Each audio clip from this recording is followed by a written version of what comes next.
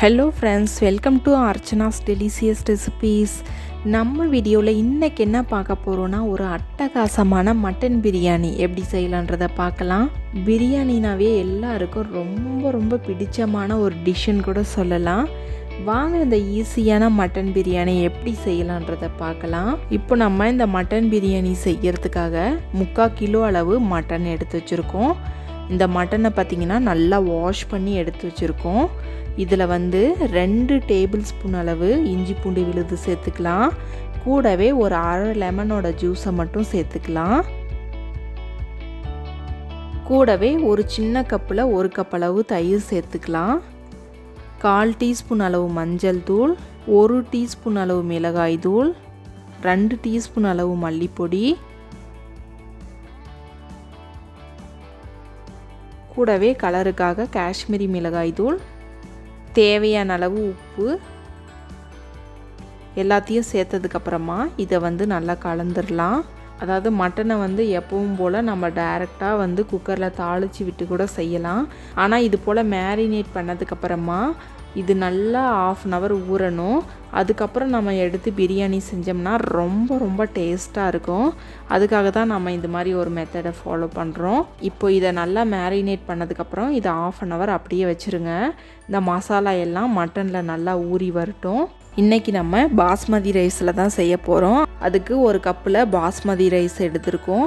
இந்த பாஸ்மதி ரைஸ் பார்த்திங்கன்னா இந்த டம்ளரில் 1 டம்ளர் அளவு நம்ம சேர்த்துருக்குறோம். பாஸ்மதி ரைஸ் சேர்த்ததுக்கப்புறமா அதில் தண்ணி சேர்த்துட்டு நல்லா கழுவிடுங்க. கழுவிட்டு அதுக்கப்புறம் இன்னொரு டைம் தண்ணி ஊற்றி இதை ஊற வச்சுருங்க. இந்த அரிசியும் பார்த்திங்கன்னா 1/2 மணி நேரம் ஊறட்டும். நம்ம இன்றைக்கி 3/4 கிலோ அளவு மட்டனுக்கு என்னென்ன தேவைன்னு பார்க்க போகிறோம். ஒரு பெரிய சைஸில் பெரிய வெங்காயம், 2 மீடியம் சைஸில் தக்காளி, அதுக்கப்புறம் காரத்துக்கு தேவையான அளவு பச்சை மிளகாய். இப்போ வெங்காயத்தை இது போல் நீல வாக்கில் கட் பண்ணி எடுத்துக்கலாம். இப்போது பச்சை மிளகாயையும் கட் பண்ணிடலாம். அதே போல் தக்காளியையும் இதே போல் சின்ன சின்னதாக கட் பண்ணிடலாம். இப்போ நம்ம மட்டன் பிரியாணி செய்ய ஆரம்பிக்கலாம். நம்ம இன்றைக்கி குக்கரில் தான் செய்ய போகிறோம். குக்கரில் தேவையான அளவு நெய் சேர்த்துக்கலாம். நீங்கள் நெய்க்கு பதில் ஆயில் கூட சேர்த்துக்கலாம்.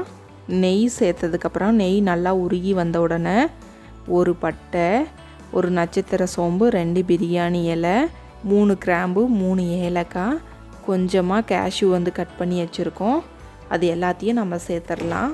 சேர்த்ததுக்கப்புறமா 1/4 டீஸ்பூன் அளவு சோம்பு சேர்த்துக்கலாம். இப்போ நம்ம சேர்த்தன பொருள் எல்லாமே ஓரளவுக்கு நல்லா பொரிஞ்சு வந்துருச்சு.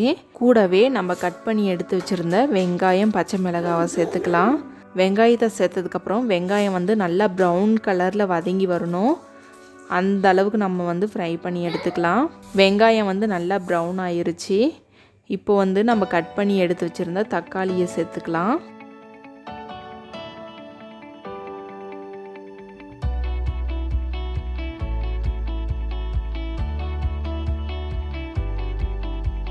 தக்காளியை சேர்த்ததுக்கப்புறம் தக்காளி நல்லா வதங்கி வந்துருச்சு. இப்போ நம்ம 1/4 டீஸ்பூன் அளவு பிரியாணி மசாலா சேர்த்துக்கலாம்.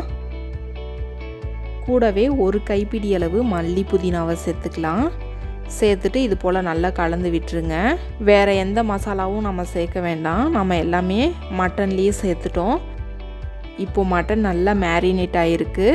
அதை எடுத்து நம்ம குக்கரில் சேர்த்துக்கலாம். மட்டனை சேர்த்ததுக்கப்புறம் இந்த வெங்காயம் தக்காளி கூட மட்டன் நல்லா கலந்து வர மாதிரி கலந்து விட்டுக்கலாம்.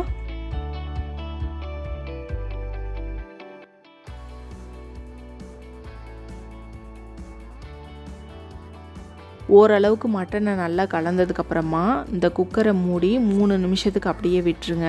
அப்போ தான் மட்டன் ஓரளவுக்கு நல்லா ஃப்ரை ஆகும்.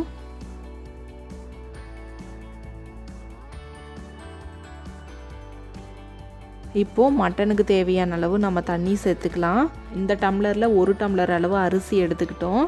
அதனால் 1.25 டம்ளர் அளவு நம்ம தண்ணி சேர்த்துக்கலாம்.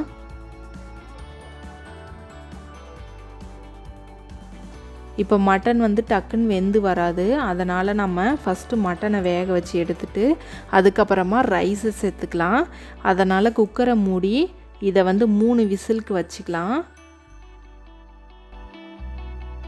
இப்போ ஓப்பன் பண்ணி பாருங்கள். 3 விசில் மட்டன் எல்லாமே ஓரளவுக்கு வெந்து வந்திருக்கு. இந்த ஸ்டேஜில் நம்ம அரிசியை சேர்த்துக்கலாம். இந்த அரிசிக்கு பார்த்திங்கன்னா எக்ஸ்ட்ரா தண்ணிலாம் சேர்க்கணுன்னு அவசியம் இல்லை. நம்ம சேர்த்துருக்கிற தண்ணியே போதுமானதாக இருக்கும். அரிசியை சேர்த்ததுக்கப்புறமா அரிசியை நல்லா இது போல் ஸ்ப்ரெட் பண்ணிவிட்டு இதை திரும்பவும் மூடி வச்சு 3 விசில் விட்டுக்கலாம்.